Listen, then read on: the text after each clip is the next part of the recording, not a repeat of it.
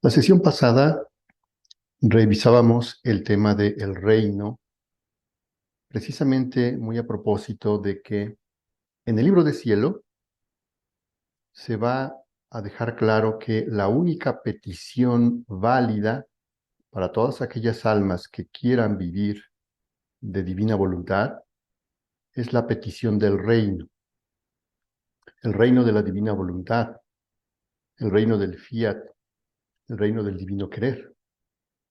Y como revisábamos en la última sesión, el concepto de reino que en las Escrituras se refiere como reino de Dios, reino de los cielos, y bueno, toda la predicación de nuestro Señor Jesucristo está plagada de parábolas acerca del reino, cuando explica que el reino es como una red, como una perla preciosa, como la semilla de mostaza, en fin. Y revisábamos unas reflexiones de Benedicto XVI acerca de cómo ha ido perdiendo importancia la palabra reino en nuestra doctrina, en nuestra iglesia.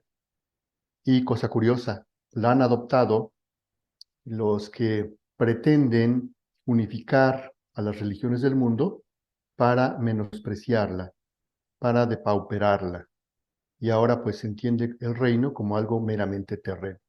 Pero Benedicto XVI es muy concreto, nos dice, el reino de los cielos es Jesús mismo, es Dios mismo.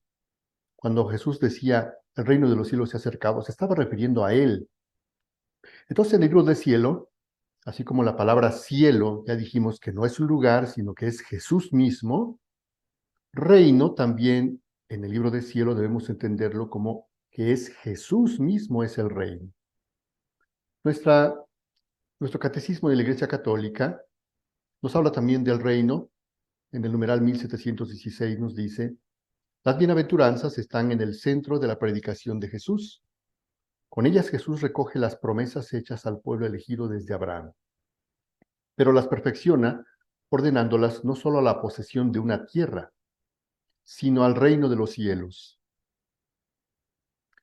El Nuevo Testamento utiliza varias expresiones para caracterizar la bienaventuranza a la que Dios llama al hombre, la llegada del reino de Dios. Las bienaventuranzas nos enseñan el fin último al que Dios nos llama, el reino, la visión de Dios, la participación en la naturaleza divina, la vida eterna. Así es que tenemos en la balanza, por un lado, la noción de el reino, que ahora vamos a entender y vamos a ir cada vez viendo con más recurrencia en el libro de cielo que se va a hablar muchísimo del reino de la divina voluntad, el reino del fiat supremo, el reino del divino querer. Pero para poder obtener este reino se requiere una respuesta, como dice el catecismo, una respuesta por parte del hombre. No es del todo gratuito. Si bien es un don que no nos merecemos, totalmente inmerecido, pero requiere una respuesta por nuestra parte.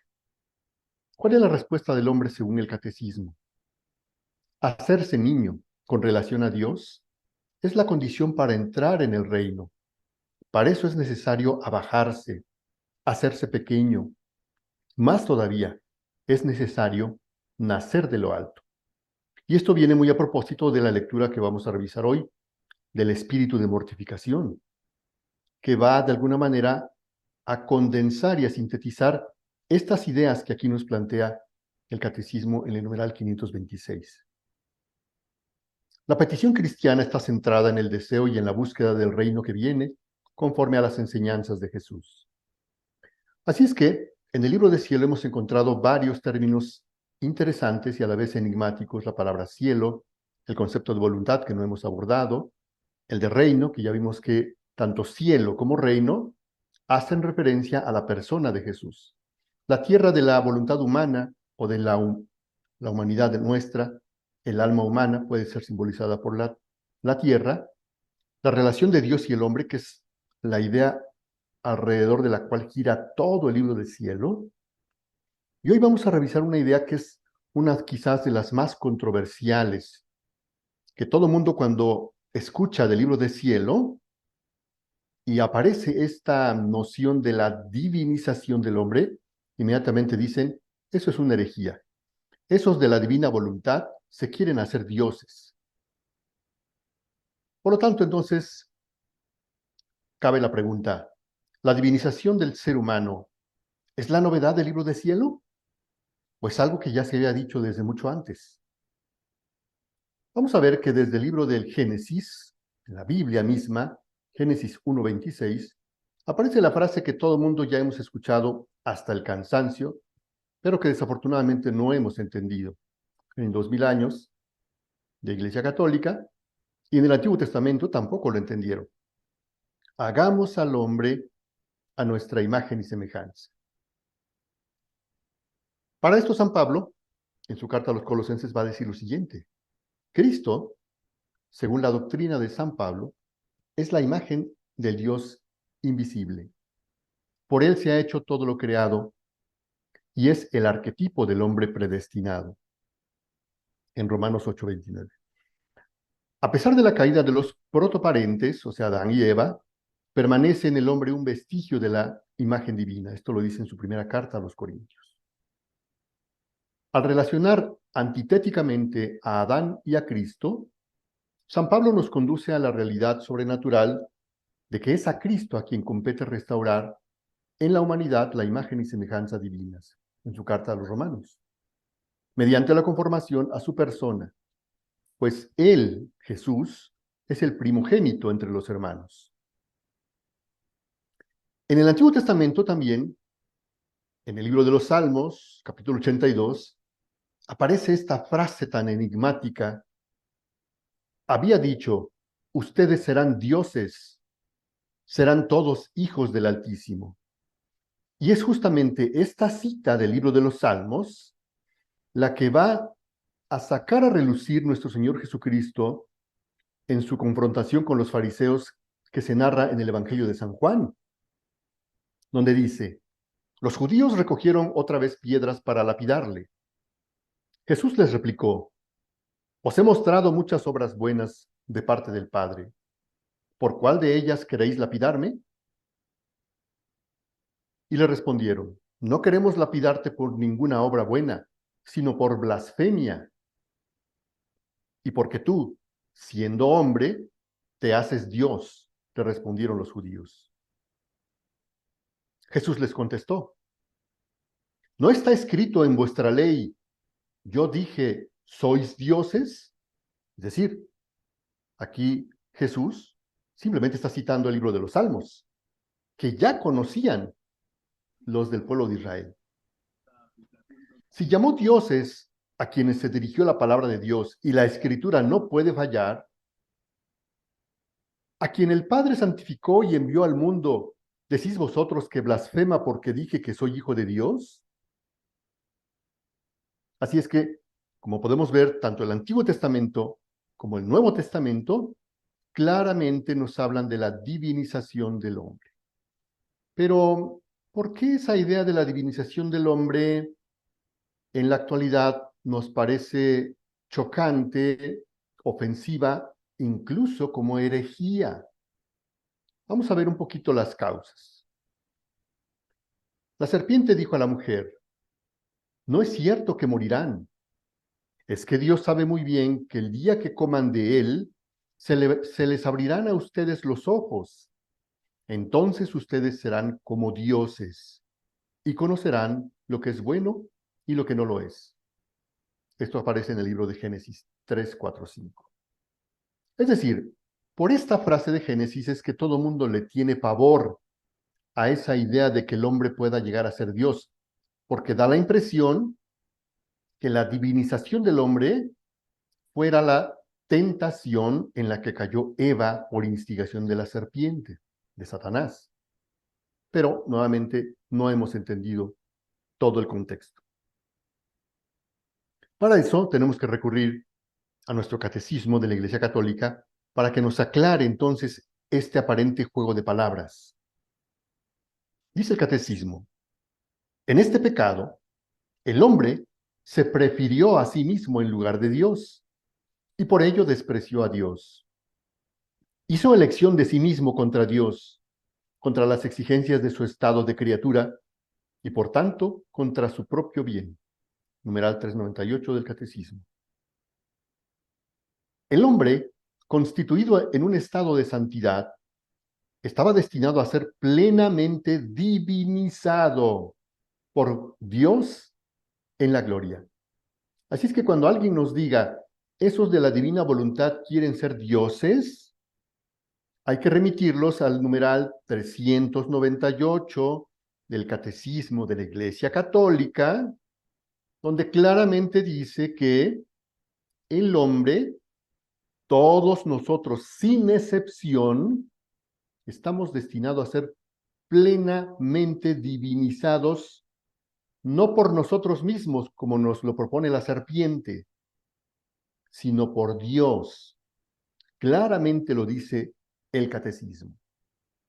Y vean cómo explica esa aparente confusión del libro de Génesis, porque dice enseguida, por la seducción del diablo, quiso ser como Dios, pero sin Dios, antes que Dios, y no según Dios.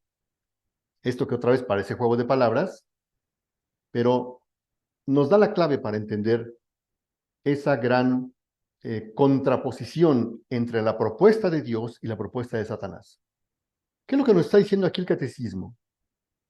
Ambos, tanto Dios como el diablo, nos hacen la misma propuesta. Dios quiere que seamos dioses. Y Satanás también quiere que seamos dioses. Pero vean cuál es la clave de todo.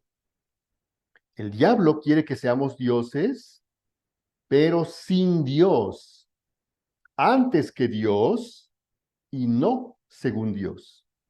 Es exactamente en el punto en el que se encuentra la humanidad en este momento, donde el hombre cree que puede ser lo que quiera.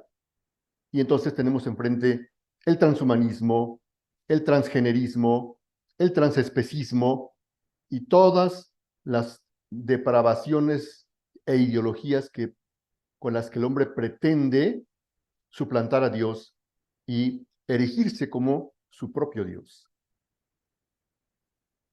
Así es que tenemos enfrente esta propuesta, ser como Dios, pero ¿de acuerdo al plan de Dios o de acuerdo al plan del hombre? ¿Ser como Dios según Dios o ser como Dios según los criterios del hombre? ¿De acuerdo con los criterios de Dios o de acuerdo con los criterios del mundo? ¿Con la voluntad divina o con la voluntad humana? ¿Siguiendo el plan de Satanás o siguiendo el plan de Dios? Por eso es que hay tanta confusión con esta frase. Por eso es que todo el mundo escucha esto de que Dios nos quiere divinizar, nos quiere volver dioses y todo el mundo se espanta. Y dicen, ay, no, no, no, no, no, eso es una herejía. Esos de la divina voluntad no dicen más que puras herejías. ¿Cómo que vamos a ser como dioses? Todo está perfectamente claro en el Antiguo Testamento, en los Evangelios y en el Catecismo de la Iglesia Católica. Tristemente, cuando alguien se espanta porque dicen es que en el libro de cielo hay puras herejías, las personas quieren llegar a ser dioses, no es otra cosa más que ignorancia absoluta de nuestro propio catecismo. Y nos dice San Juan, miren qué amor tan singular nos ha tenido el Padre, que no solo nos llamamos hijos de Dios, sino que lo somos. Por eso el mundo no nos conoce, porque no lo conoció a Él, en su primera carta del apóstol San Juan. Y continúa, amados, a pesar de que ya somos hijos de Dios, no se ha manifestado todavía lo que seremos. Ahí está la clave de todo. Pero sabemos que cuando Él aparezca en su gloria, seremos semejantes a Él, porque lo veremos tal como es. Este último párrafo es decisivo para quienes quieren entrar a vivir en la divina voluntad, para quienes se acercan al libro del cielo. Porque aquí está la consumación el cumplimiento de esta profecía de San Juan. Cuando San Juan dijo, cuando Él aparezca, y todo el mundo piensa que es en el fin del mundo, en el Apocalipsis, cuando venga a juzgar a vivos y muertos. No. San Juan se está refiriendo aquí al libro de cielo, porque en el libro de cielo podemos ver a Jesús tal como es, en su humanidad y en su divinidad, y entonces podemos ahora sí decir, como dice la frase de esta carta de San Juan, ahora sí sabemos lo que debemos ser, porque lo tenemos frente a frente. Vemos a Jesús ya en plenitud en el libro del cielo y decimos, eso debo ser yo. Otro Jesús, otro Dios. Ahí está mi destino. Ser divinizado por Dios, no por Satanás. Y luego dice Pedro que después de haber tenido esa experiencia de que ve al maestro caminando por las aguas, cuando él está en su barca con los compañeros, apóstoles, lo ven venir caminando sobre las aguas, se espantan, creen que es un fantasma, y espantados les dice Jesús, no se asusten, no soy un fantasma. ¿Y qué dice Pedro? Si en verdad eres tú, mándame ir a ti. La respuesta del maestro es, ven. Pedro salta al agua, empieza a caminar, se da cuenta que está haciendo algo que un humano no puede hacer. Pero cuando pierde la concentración, la mirada en Jesús, se hunde y empieza a pedir ayuda. Y ya sabemos el final de la historia. El Señor lo salva y le recrimina que por qué perdió la fe. Con esa experiencia, más tarde va a escribir esta carta donde va a reflexionar en lo que él vivió en esa experiencia cuando caminó por las aguas, al igual que Jesús. Porque entonces dice, a vosotros, gracia y paz abundantes por el conocimiento de nuestro Señor, pues su divino poder nos ha concedido cuanto se refiere a la vida y a la piedad. En la segunda carta de Pedro.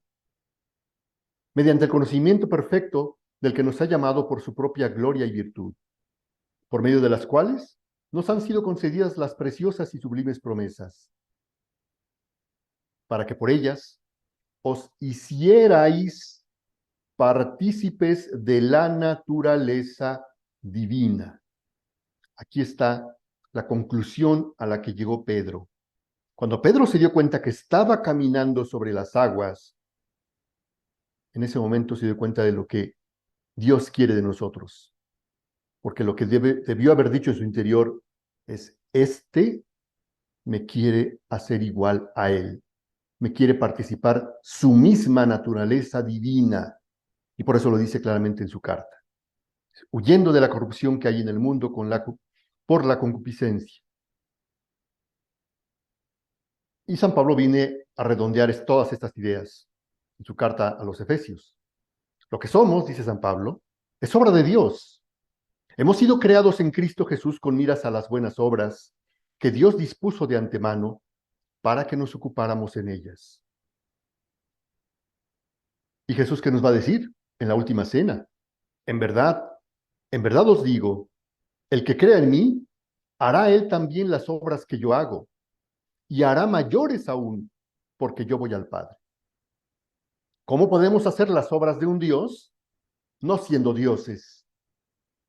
Si aquí Jesús dijo la verdad, si no nos tomó el pelo en este pasaje de San Juan, claramente aquí nos está diciendo, los quiero hacer dioses para que puedan hacer las mismas obras que hace un Dios, que soy yo.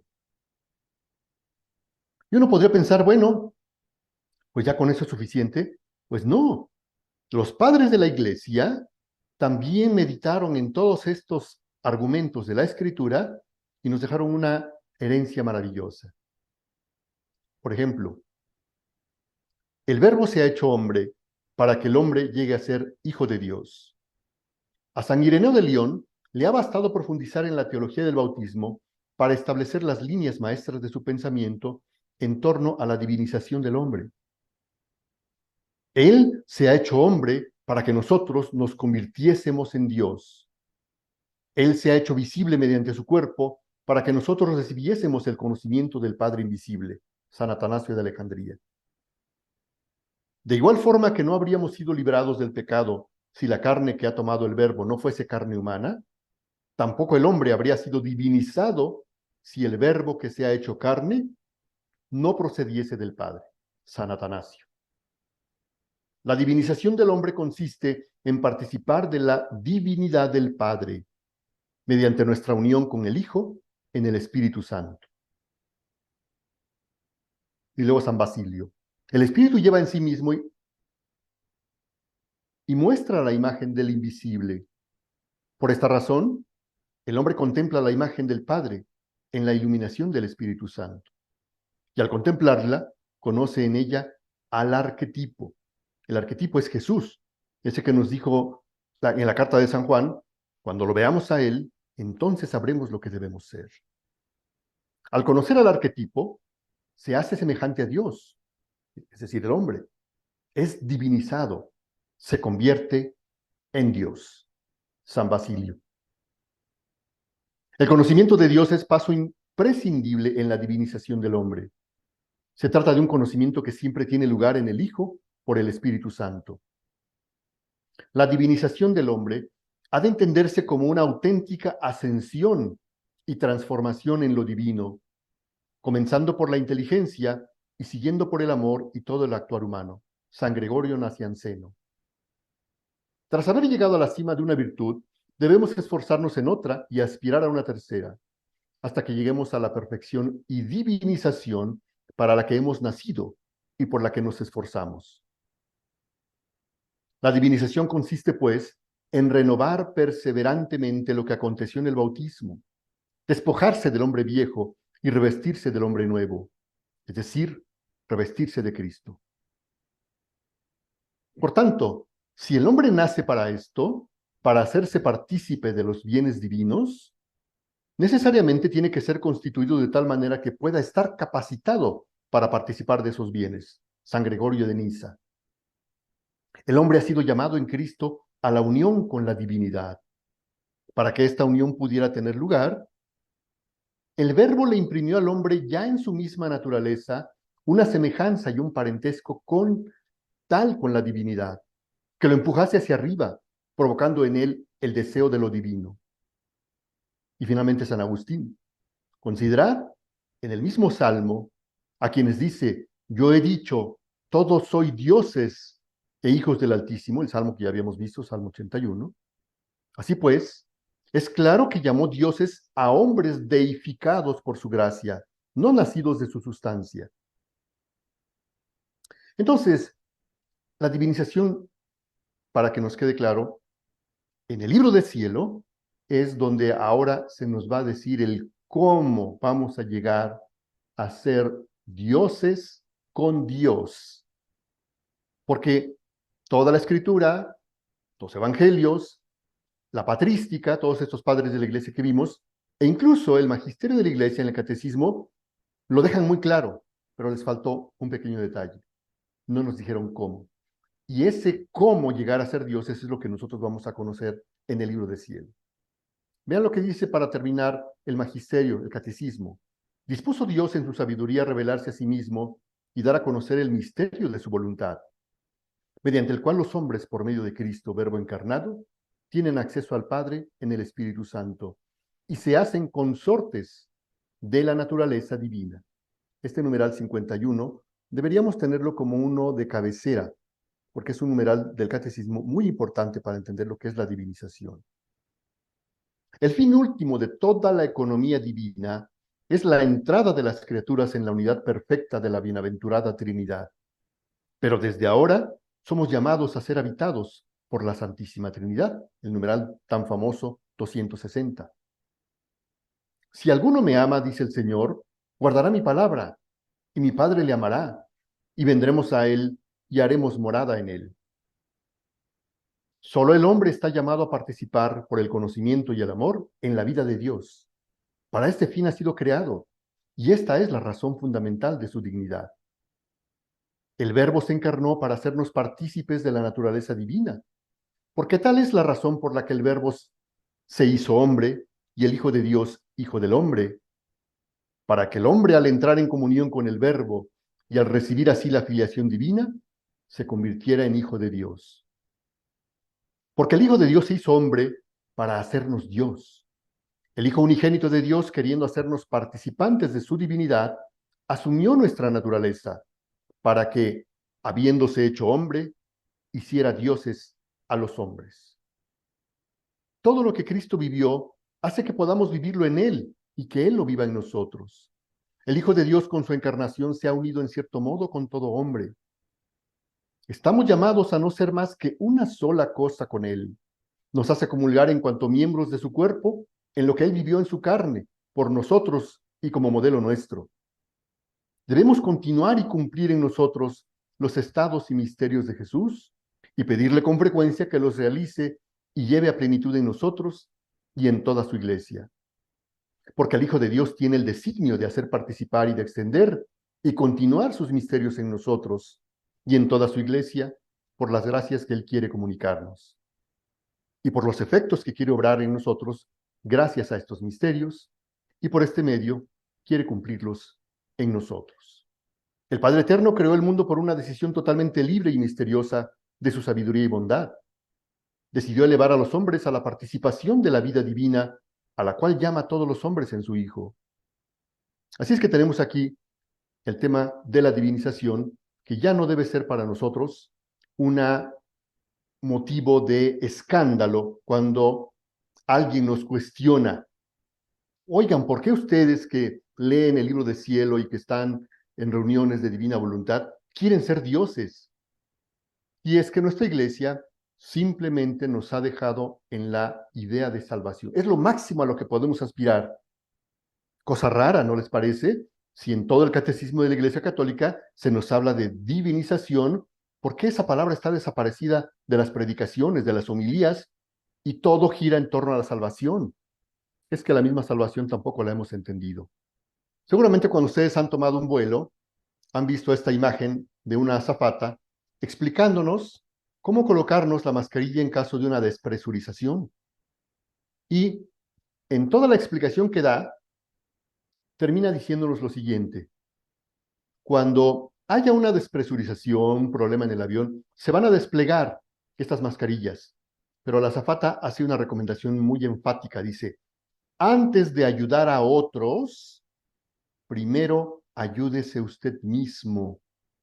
No pretenda ayudar a otros si antes usted no tiene bien colocada la mascarilla.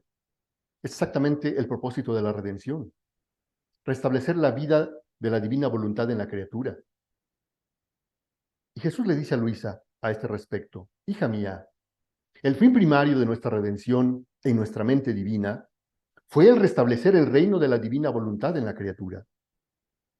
Era esto de divino que habíamos puesto en ella, nuestra voluntad obrante, el acto más noble, más bello, y que en virtud de esto nosotros amábamos a la criatura hasta la locura, porque tenía de lo nuestro. Nosotros nos amábamos a nosotros mismos en ella, y por eso nuestro amor era perfecto, pleno e incesante. Y como si no nos pudiéramos separar de ella, sentíamos a nuestra misma voluntad que desde dentro de la criatura nos imponía amarla. Y si descendí del cielo a la tierra, fue el imperio, la potencia de mi fiat que me llamó, porque quería sus derechos y ser restablecido y puesto a salvo su acto noble y divino. Nos habría faltado el orden y habríamos actuado contra natura si descendiendo del cielo hubiera puesto a salvo a las criaturas. Y a nuestra voluntad, lo que de divino y nuestro acto más bello puesto en ellas, principio, origen y fin de todo, no ponerlo a salvo y restituirle su reino en ellas. Pero, ¿quién hay que no piense en salvarse primero a sí mismo y después a los demás? Ninguno. Y si no puede salvarse a sí mismo, es señal de que no tendrá ni virtud ni poder de salvar a los demás. Con restablecer el reino de mi voluntad en la tierra, en la criatura, yo hacía el acto más grande, acto que solo puede hacer un Dios, esto es, poner a salvo mi misma vida en la criatura. Y salvándome a mí mismo, todos eran puestos al seguro, no más peligros, porque tenían una vida divina en su poder, en la cual habrían encontrado todos los bienes que quisieran. Por eso, mi redención, mi vida, mis penas, mi muerte, servirán para disponer a las criaturas a un bien tan grande y como preparativo al gran portento del reino de mi voluntad en las generaciones humanas. Y si aún no se ven los frutos, la vida de Él, esto no dice nada, porque en mi humanidad está el germen, la vida de mi fiat. Y este germen posee la virtud de formar la gran generación de tantas otras semillas en los corazones, para regenerar en ellos el restablecimiento de la vida de mi voluntad en las criaturas. Por eso no hay acto hecho por el ente supremo que no salga de nuestra voluntad. Y es tanto su amor que se pone como vida en nuestro acto. Y como vida reclama sus derechos, porque quiere desarrollar su vida. Por eso, ¿cómo podía yo venir a redimir si no restituía estos derechos a mi voluntad? Estos derechos para venir a redimir le fueron restituidos a mi Madre Celestial, en mi Madre Celestial, en mi humanidad, y solo porque tuve estos primeros derechos pude venir a redimir. Así es que, con este panorama, tenemos ya la explicación de lo que significa la divinización del ser humano, explicado desde todas las perspectivas de la Sagrada Escritura, del Catecismo de la Iglesia Católica, de los escritos de los padres de la Iglesia y en el propio libro del cielo. No nos debe quedar la menor duda de que ese es nuestro destino, y a cualquiera que nos quiera venir a inquietar diciéndonos eso de que el hombre quiere ser Dios es una herejía, tenemos ahí muchísimas armas para sacar del error, tristemente, a nuestros mismos hermanos católicos.